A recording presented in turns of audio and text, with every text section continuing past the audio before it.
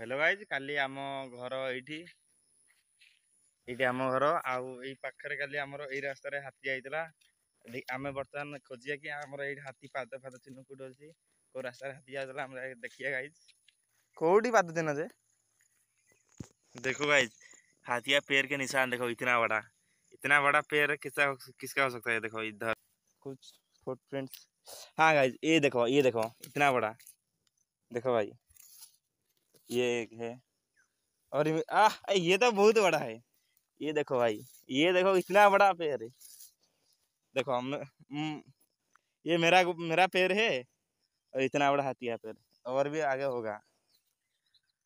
देखो गोल है देखो यहाँ पर देखो ऐसे एम से गया हाथी का पेड़ है। तो गाइस ये है हमारा कैनाल।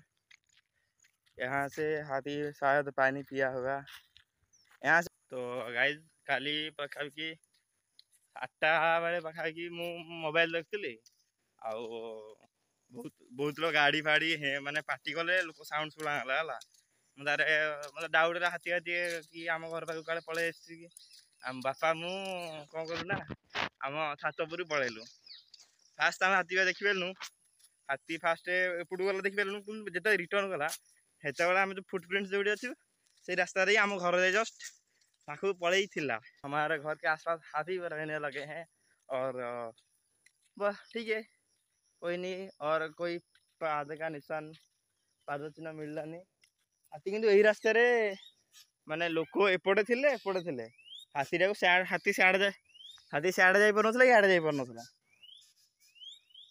माने हाथी रे रही जाइतला